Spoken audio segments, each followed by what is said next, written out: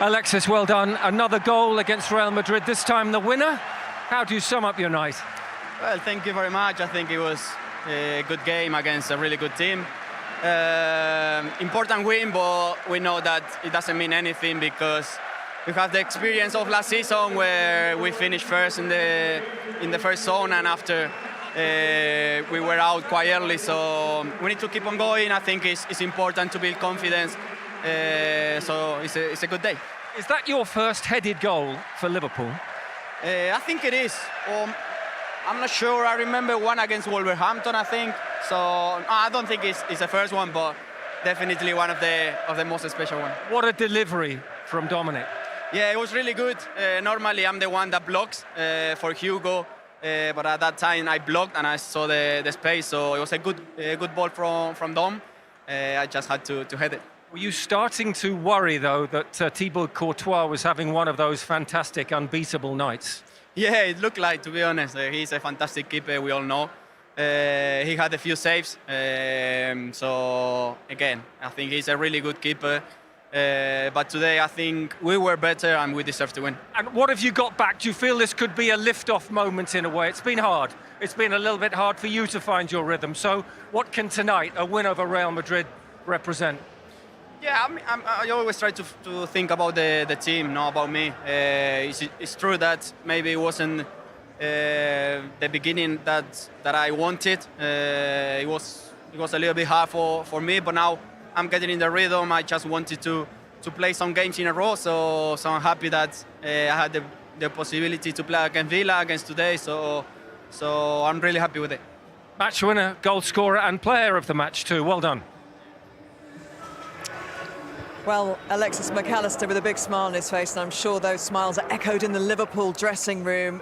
Put into context for us what this result actually means. Beating Real Madrid is one thing, but for Liverpool at this point in the season and how they did it. I think they were brilliant tonight, Liverpool. I think for what it means for the club, I think we know they've had a tough start. I mean, there was murmurs of the old Liverpool against Villa on the weekend, but tonight I thought they were brilliant, each to a man. You know, obviously Alexis McAllister's got man of the match.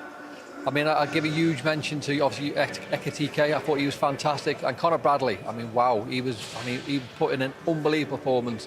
In fact, if Vinicius Junior gets to his bedroom tonight, I'll be amazed, because I think Conor Bradley might be stopping him from getting in there. But I think it just shows Liverpool. I think the confidence was there, and I think it stems from the weekend's performance as well. So it puts them in good stead now going into the City game the weekend. Yeah, and this Real Madrid side have had their second best ever start to a season. And out of 19 games this season, it's only 3 times now that Kylian Mbappe has failed to score, which puts into context the great defensive performance. Yeah, it does, and I said before the game that this place does strange things here, and it makes it very difficult if the crowds are up for it. And he was, and that showed on the pitch through the players. And you know, I thought Real Madrid were poor. I thought they lacked intensity, they lacked ideas. They didn't move the ball quick enough. They didn't really create any chances at goal. But you'd have to give credit to Liverpool because the way they come out to approach the game, and for 90 minutes as well, they played really well first half, but they carried it on second half and got the win. As you said before, it looked like they weren't going to get past Courtois, but they got the goal and they deserved the win massively. So I think full credit to Liverpool tonight. Yeah, Courtois, Real Madrid's best player tonight. He was, and you know, when you're asking your goalkeeper to do his job basically, which we had to do tonight, and I'll just be disappointed with Real Madrid. The amount of attacking threat they have in that, you know, that pitch, they should be doing better. They should be, and I think it's an element of when you see other players from different leagues come into the intensity of the Premier League, should we call it, because it kind of was that tonight under the lights at Anfield. It's so hard for these players to adapt, and they always tend to try and go through the games, the motions. It felt like that at stages of the game, and for me, Real Madrid were probably happy with the draw going into the game, but look, they didn't deserve anything out of that game today. Liverpool were fantastic. It's nice to see Liverpool really performing at the levels that we expect them to be. And I was pleased with Wirtz tonight. I was really pleased with his work rate, because I was trying to speak about that before the game, and just to say that's the part he needs to change, and I felt he did that tonight. I really What did. pleased you most, Dan? I think overall, as a team, I think it meant more to Liverpool tonight. You know, given how things have gone so far this season, it was a big game, it was a big moment for the team, and I think everyone stepped up collectively. Szoboszlai was fantastic. The guys have mentioned all the individuals, Conor Bradley, Wirtz, this, that and the third. There's so many different guys we can say superlatives about, I think all in all, Real Madrid underwhelmed everybody. And I think we probably expected a better performance from them, which would have been a much more difficult game for Liverpool. But I think in the end, they managed the game very well. We're looking at Virg coming and talk to us now, and we'll hear what he has to say. But what a game we did watch tonight. Yeah, Virgil van Dijk is coming down to have a chat with us behind the desk. And I'm sure he'll be pleased at the performance he's seen from the men around him this evening, because not only is that a performance that Liverpool will hopefully build on for their sake, and they built on the weekend, but also 3 wins out of 4 in the Champions League so far this season as well. Yeah, I think they've had obviously a tremendous start in that. Hey, Virgil, thank you very much. Yeah, I think they've had a great start to that. I mean, obviously a little bit of a blip against Galatasaray, against Frankfurt. They showed the mettle, they showed what it meant to them. And then obviously they had a little bit of a bad result after that, but they've gone from strength to strength now, so yeah. Great. Robbie's saying you've gone from strength to strength. That win at the weekend over Aston Villa was very important. Building on that tonight. Yeah, I think there was a lot of energy, a lot of hard work put into performance today. I think I think they won 14 in the last 15. They have a lot of quality. We all know that. We know their strengths. We know how they can punish you. We've seen it in recent weeks. So we had to be spot on in everything we do. And at times you come in a low block, and that's something that we had to accept. And I think we performed our game plan perfectly. You've been on a disappointing run before that game at the weekend. And we know after the Manchester United game, you took the players together and tried to kind of find out maybe, I don't know, you tell us what was going on. How important was that meeting, do you think, and how things have changed since then? It's easy to say now because we won twice in a row that it helped pretty well. But I think in a world of chaos, you have to try and stay calm and take the perspective of things. You know, at that meeting, the time was October. So many football to be played, so many twists and turns that can happen. And I think at times the noise was a lot. You looking at anybody around here in particular? I'm not at all. But listen, I think it's very important to put things in perspective. Keep your head down, work, and get out of the situation, because quality we have. That's not the issue. It's about keep working and keep going. Does the outside noise affect you, Virg, or are you just happy plodding along to do what you need to do and trying to put people right? I think all of you know here that you're dealing with obviously a squad of 25 players, a lot of young players, a couple older players like myself, and everyone lives a different life. So I can say, like, for me personally, like, it doesn't affect me, but obviously I'm dealing as a captain with players that might be affected about it. So you have to... Has the criticism and some of it been fair, do you think? Of course, just if you lose a game as a Liverpool player 4 or 5 in a row, then there's a fair criticism. That is absolutely normal in that sense. But I think it's over the top at times as well at that point. But listen, that's because we live in a world that with so many platforms, so many people can say stuff and will be picked up and made bigger than what else. But I think it's good that especially ex-players that play at the highest level, played at the top, that dealt with difficult moments as well, to put also a lot of things in perspective, I think. I'm not saying it no more, because I think I've spared them on. I think we've put them on a winning streak. But no, I think when you win the Premier League, and I think what I've said, it was fair, when you win the Premier League and then you go on a run where you lose 3-4 games in a row, which you don't expect from Liverpool over the last few years. And then as Virgil as you as the captain, I think that's your opportunity then to go and lead the players in. And that's what I was saying. I think that happens in football. And I think the response has been great from Virgil, from the team. So I think if you would watch games, then I would definitely take the responsibility. I think the comment about that I signed my new deal, and then it's like, you know, that's it, and I'll let it slide. I think that was a bit. But that's my personal opinion. But do you use things like that? Does that fire you up? I want to perform for the team, for the club, for each and every one that will support us through thick and thin. And when we go through a tough time as a team, when we lose in games that obviously unfortunate that didn't happen too many times, and it hurts me so much. And I want to turn this around. And because I also see the hard work we put in each and every day, I see the quality that we have. And can we talk specifically about defence, because that's back-to-back clean sheets and 10 games before After that. forever, yeah. Didn't achieve that. No, so yeah. a great performance from Conor Bradley tonight as Fantastic. well. How much does that please you? Well, I think that's the basis of hopefully success, you know. I think you can see at the moment Arsenal is flying, and it's down to obviously having that basis of clean sheets, not conceding chances. And I think that's what we had as well. And that's what we're trying to find back. Consistency, start with defending. We have the quality to hurt anyone in possession, on the break. It starts with defending, how much you put in. And today you saw the hard work. We saw it as well against Villa. We didn't create too many open chances back then, but we managed to find a win. And we have to keep going. And Sunday is going to be another difficult one. And we have to be ready for that as well. Perfect platform, though, that you've given yourselves of Saturday and tonight, heading to the Etihad. Yeah, but we all know how football works. It can change overnight, and then. But we focus now on recovery. It sounds boring, but it is what it is. We recover tomorrow. We're back at it, and then full focus will be on a tough one against a very informed striker as well, like tonight. Virg, did you get any opportunity to see Trent before the game? There was a lot of talk of the conditions he would have coped tonight. Have you managed to see him, or are you going to get a chance to see him? No.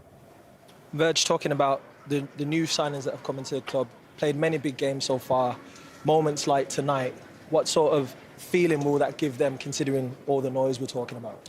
I think massive, I think it's about for them, like, just show what you've been doing, already for all those years. Like, Florian started today on the left wing, and obviously it's difficult for a defender already to have a player in front of you that will go anywhere. So he played outstanding also in defending. I think he was outstanding.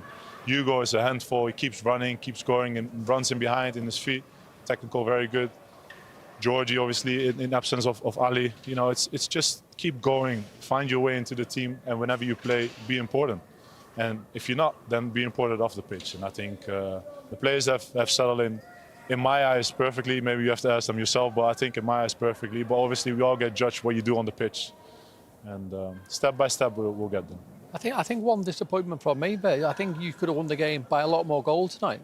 I think we have a goalkeeper. Would you see that as a disappointment? But you should have scored 3 or 4 more goals. Sometimes you have to hold your hand up, and Courtois was. You're happy with 1-0, but I think. Yeah, well, you can make it easier, but you have a goalkeeper against you. That was outstanding, and I think it gave me a bit of a feeling that we had in Paris when we lost the final as well. But he was outstanding today again, and we found a way, and now we move on. Good, Mum. Sadly, we're being asked to let you go, but thank you very much. You're very welcome. And chatting, You're very welcome. and best of luck for the rest of the week. Thank you very much, guys. Thank you so much. Thank you. Thank you. Thank you. Thanks, Virgil. I think it's all good. I think it's a truce there. I'd call that, wouldn't you? I think he could probably come on your podcast. No? I think Virgil had him on the ropes. I know, he had him on the ropes. He was trying to.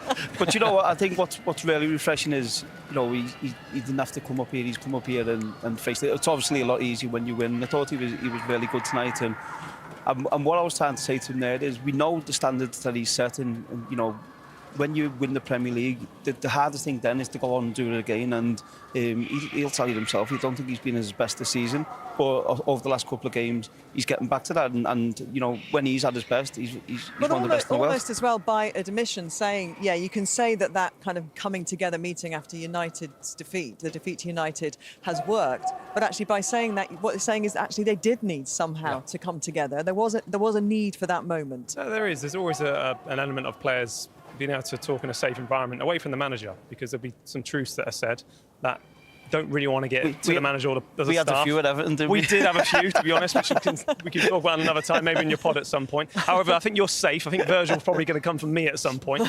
Didn't really like that, did he? But however, look, I really appreciate the man, the stature he is, the leader. I think it shows that he still cares. And I think when you get to a certain age in football as well, that's always questioned with certain players, like, do they still care? Do they still want to work hard? And he always does. Do you think sometimes it takes, when you're winning so seemingly kind of easily as they did last year, and everything worked so well, the wheels looked very well oiled, when you hit the skids a little bit and things don't go right, as a leader and somebody who's a bit more senior, you have to kind of wake up again and take that leadership by, grasp it, don't you? And become the leader that perhaps you initially were. Does that make sense? I think he has been leading. I think the issue is that there are new signings. Like he said, he's talked about the new players that have come into the club. I can't question Virgil's leadership. I think he's a fantastic leader.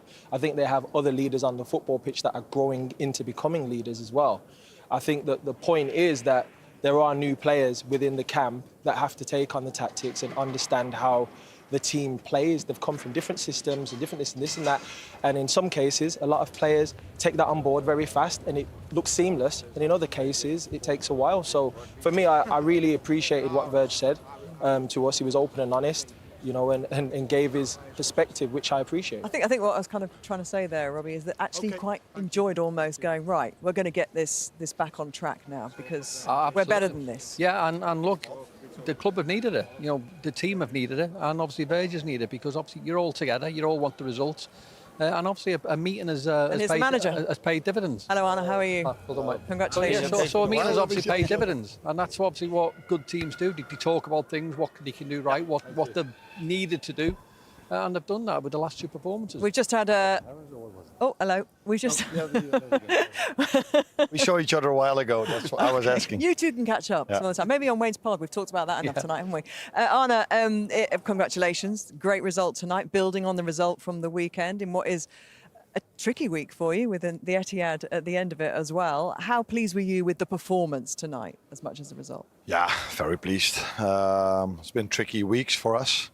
Many away games, hardly any rest in between every single game. And again, we only had 2 days in between a game, but the same was there for Real Madrid. And then it helps if you can play in front of these fans and you play against Madrid, because that brings the best, I think, out of my players and out of our fans. Great performance against a team that only lost once, I think, this season. And so, yeah, could have been a bit more maybe, but... Robbie made that point to Virgil, who was giving all the praise to Courtois. Now that is definitely true, yeah. Even in the first half, he had a few saves. I was standing in line. I'm like, that he makes those saves. And then, of course, in the end of in the second half, he made a few saves so close to him that makes him one of the best goalkeepers in the world. And it's the first time that Real Madrid haven't scored since the Club World Cup semi-final against PSG. So in terms of your defence, and that's 2 clean sheets on the bounce now, that must also be very pleasing. Yeah, I said before the game, they've scored 26 goals in La Liga. And Mbappe and Vinicius together have 24 goal contributions. So if you want to have any chance of winning this game, you have to make sure these two are not on the score sheet. And Connor was outstanding, but I think the whole team defended really well in the high press, in the low block. But to be so many times 1v1 against Vinicius is not for everyone that you can play a game like this. But he did outstanding today. And was there more of a conscious effort from yourself and your staff to keep it tight at the back? Because I think with obviously Conor Bradley was brilliant, Andy Robbo was brilliant, but they never marauded as much as what we've seen in previous games. So you tell them to sit back a little bit and control the games. I said to them, the only thing I don't want is a mid block, because these two up front have deep runs, unbelievable timing and incredible pace, Vinicius and Mbappe. So we either press them really high, or we're in a low block, but we will never give away the space. And in the few moments you do, take away that space, because, 24 goal contributions from 26 goals tells you probably everything about these two. Anna, have you noticed a change in the mentality within the group over the last couple of games, clean sheets, or is that just the way it's happened? If you want my honest answer, but that's a difficult one, standing next to someone from Manchester United. For me, the difference is the playing style of the teams we face. But then probably I get a lot of criticism again.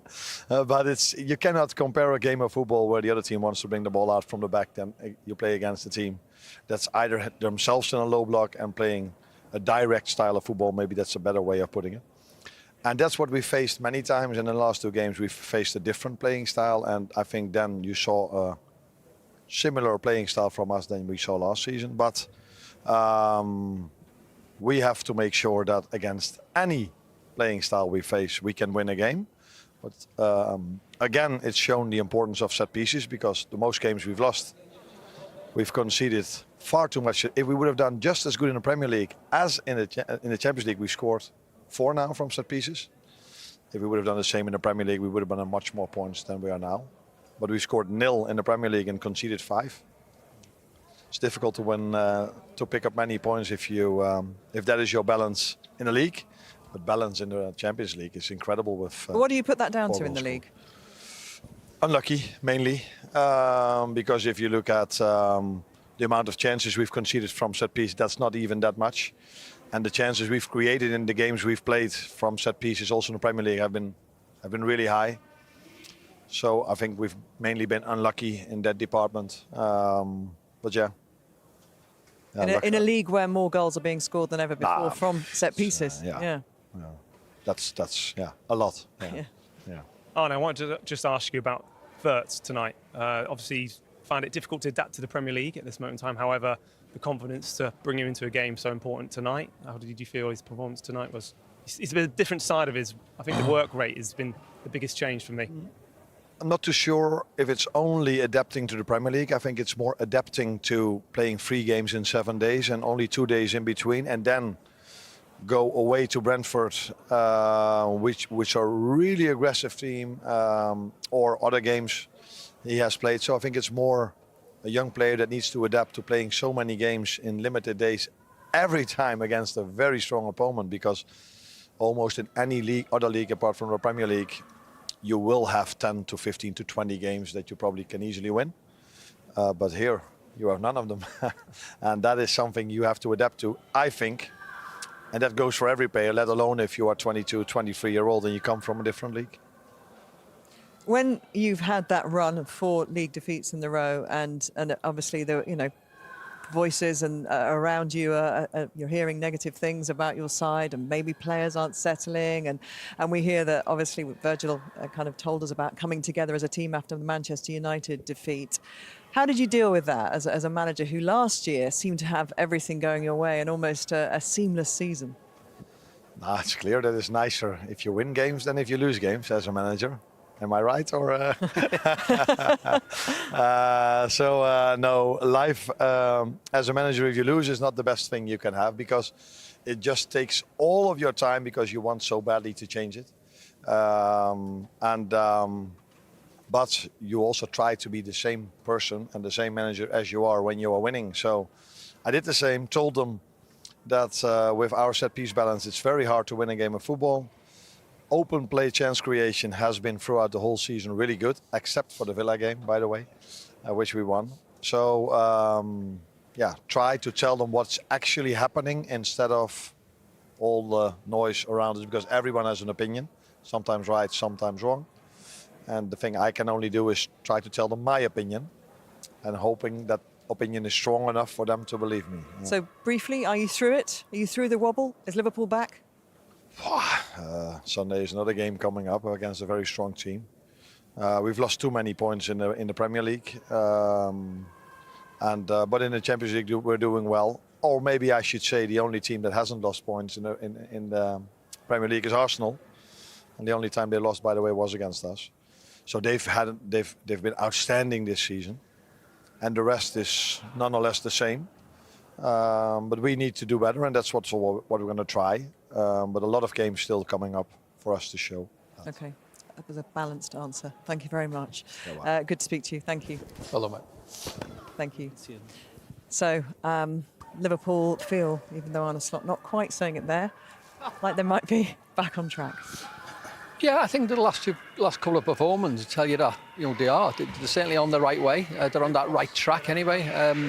But I think what we need to remember as well as the champions, so teams are going to come and raise the game, certainly here and away from home. They're playing against the champions, and this is probably why you admire the likes of your Man United teams and Manchester City, who won the league year after year, because the year after, teams are going to try that little bit more and that little bit harder to try and get a result. I think when you are the champions and you go on a run of games where you lose 2, 3, 4 games, you expect to get criticised. You expect people to critique your performances, and that's normal. That happens. You've seen that throughout the years with all the teams who've won Premier League. So I think what we're seeing is a solidarity of the players, and clearly they've spoke about it in the dressing room. And that spurred them on. And they're a fantastic team who hit a bad run of form. They're still in a decent position in the Premier League, and now obviously in the Champions League in a really good position. So I think what we're seeing tonight was Liverpool from last season, and we haven't seen that many times. Even when they were winning games to start the season, we haven't seen that many times this season, and I'm sure this is a blueprint for them moving forward for this season. OK, let's, shall we revisit the goal, the only goal of the game in spite of many Liverpool chances, but Courtois was having a fabulous match this evening, and it was Alexis McAllister who eventually sealed the deal for them, Robbie. Yeah, and look, it's a great ball into the box. I think if I mean, you probably don't expect him to score, and he even said after the match himself where he tries to block it, and obviously Hugo coming in, but he's seen that little bit of space and he's attacked it. And to be fair, it's actually past the keeper before he can really react. So, and it's the only thing that really got past. I mean, the keeper was brilliant, wasn't he? It was literally the only thing that got past him, but Szoboszlai, of course, involved in that as well. Theo, who had a great game and some fantastic chances himself. Yeah, it is, and we talk about delivery. You put a ball into a space where players are going to attack.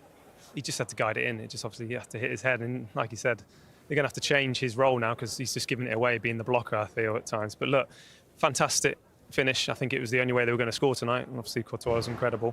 But look, well deserved win. And I think what's important is the clean sheet. That's what will really mean a lot to the team, because that's been really short-lived right now. So I think they'll be more pleased about that than the actual result itself. Yeah, they did have chances, but they had a goalkeeper in Thibaut Courtois, who was on fire tonight.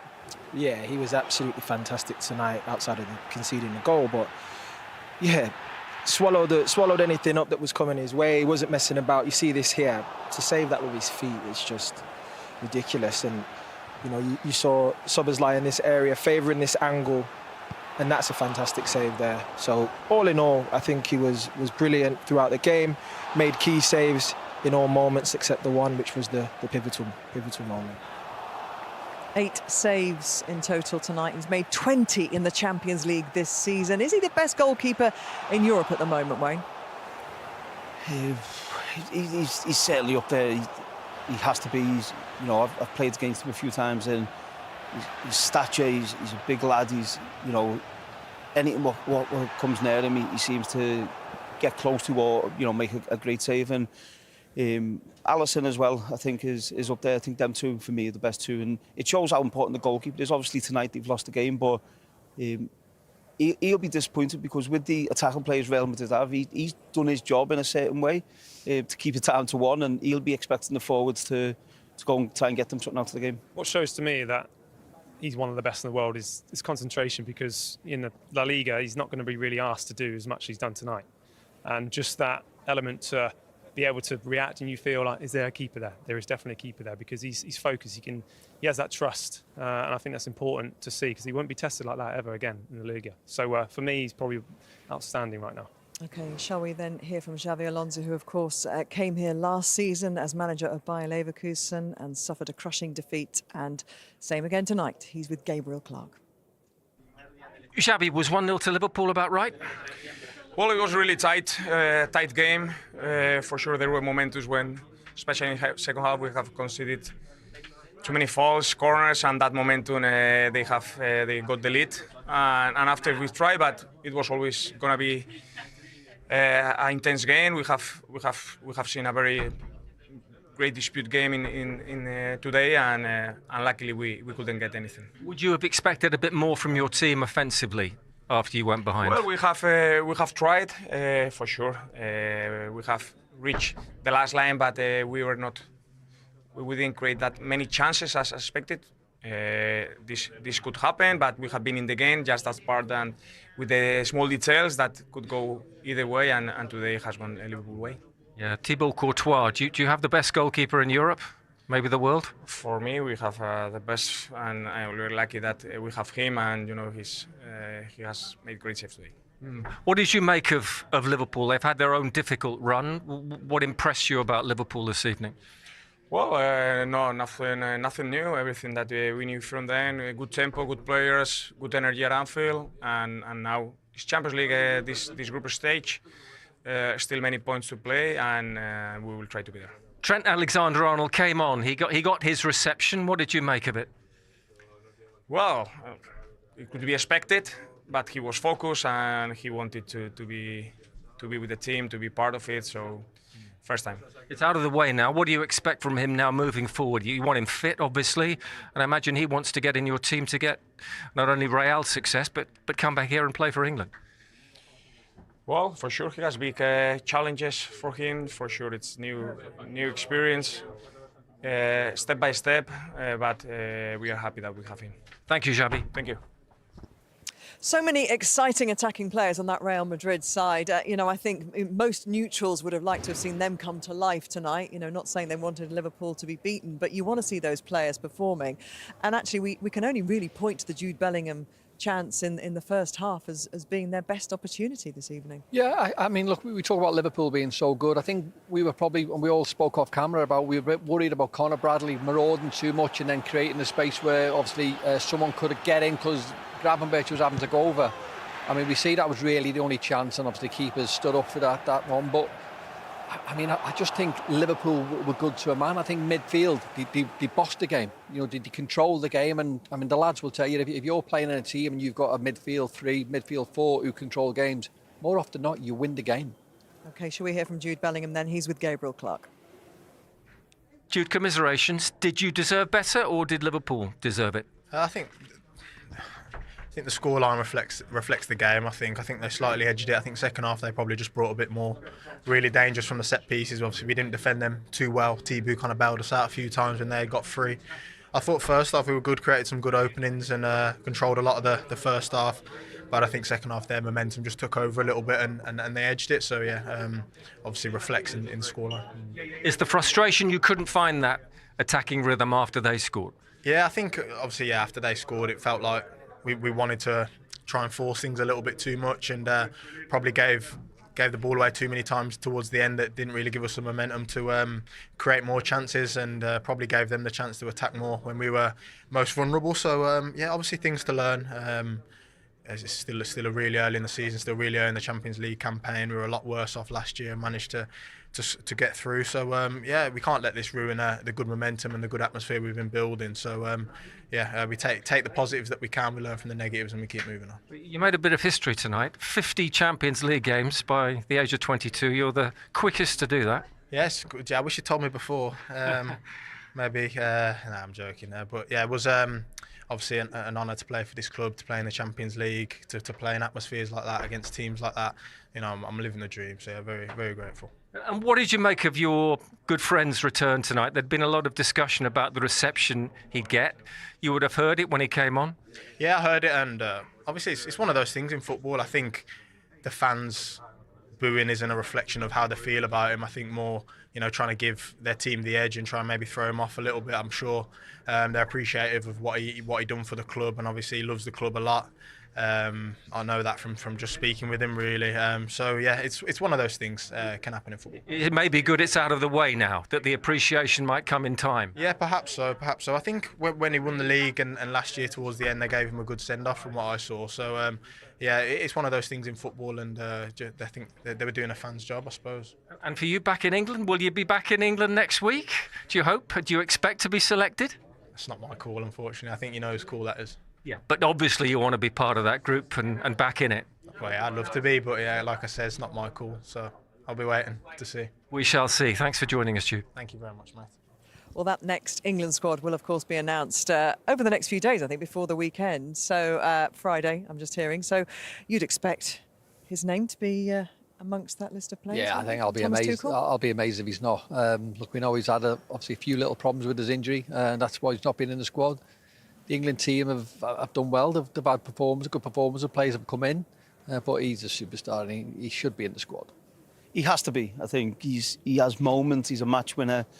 His temperament, his desire, he has to be in that squad. And whether he plays or not, because the team have done so well over the last few games when he's been injured, but he has to be in that squad. It's a balancing act, I guess, for Thomas Tuchel. He's got a winning side. He wants to keep that momentum going, but he's also got to bring in one of the best players in the world on his day. Yeah, he's one of the best players. We're talking about him. He's going to be in the squad, surely, but whether he plays in the 11, that's going to be the question. But I have no doubt Jude Bellingham should be in the squad. He's, as you said, he's world class. The temperament on the pitch, he always seems like he wants to win. He's got that aggression in his eyes, and he wants to puts 100% in every time he's on the football pitch. So I have no doubts that he should be in the squad. It's just whether he'll be in 11 or not. Daniel, I mean, you know him well, but would he be the type of player who's happy being in the squad, or does he want to play? I think every player wants to play. I think all of us here, if you said to us, hey, do you want to be in the squad? It's like, it's good to be there, but in the end, your job's to play. Like, it's an honour to always put the England shirt on, but when you're in that squad, you're thinking, I want to touch the grass. He's a fighter. Yeah. You can see that from everything he does. He's a fighter, and if he's in the squad and he's not in the starting 11, then he'll fight his way back into that. I've no doubt about that. Ended up apologising, didn't he, when he used a word to describe his behaviour that he said his mum would be, that's it, as in Thomas Tuchel's mum, would be repulsed by. And he was talking about the kind of gesticulating that sometimes he can do when he's in an England shirt. Do you think that was a kind of trying to temper that behaviour? Can you temper that kind of behaviour? I think that it's each person's different. Everyone shows their emotions differently on the football pitch. I had a different temperament to Wayne. Wayne had a different temperament to Theo. Theo had a different to Robbie. Like, we're all different players, and we get that feeling and that rush and that buzz when we touch the pitch in different ways. That might be what gives him his edge. That might be what pushes him forward, and you can pull that back. I played with Luis Suarez, plays on the edge, you know, and it's like one challenge or whatever it may be, but that's what pushes him, that's what drives him. So I think with Jude, it's a similar thing. Like, he needs that. You can't take that out of him. You can't. That's the point I was making before. So I mean, he gets into a squad and he's not playing. Will his attitude be affected? Will he ruin the attitude of the squad if he's not playing? I agree with Wazza. I think he's a fighter. I think he's going to say, okay, I believe I'm the best midfielder we have. I think that's the mentality he has. He's playing for one of the biggest clubs in the world. He's got, you know, the world at his feet. He's achieved so many things. He understands that there's a new manager who's managing the squad, and he's got big decisions to make, but he fancies himself. I'm sure he had to play it down, but he's going to expect to feel like, yeah, I'm good enough to start. But all of us have been in the England environment as well, and there's going to have to be a different side of it from him, of course, but the staff will be keeping an eye on his behaviours away from the actual playing side of it as well, I would have thought. However, look, like the guy said, you have to find a way to get Jude Bellingham in this team because he's exceptional for me. You lose emotion. You feel like over the last few years, the emotion's gone out of the game. He shows emotion on the pitch. There's nothing wrong with that, and that brings more out of other players as well. So I just think you want players who are going to, you know, be disappointed to not win the game, or, you know, make decisions on the pitch which maybe everyone doesn't agree with. But you need them players. The best teams in the world, the most successful teams in the world, have always had them players. OK, finally, turning our attention, just one question for you, Robbie, to the weekend. Is Liverpool going to beat City at the Etihad? I mean, you're asking the wrong person, aren't you? There's only one answer I'm giving, Gab, isn't it? I think Liverpool win, yeah. Would you have said that 10 days ago? Probably not, to be fair. I'd seen them play. But I've seen them train since, and the lads have got together. There's a bit of life back in the team, so I think they'll go there buoyed and a lot more confident and a little bit of momentum.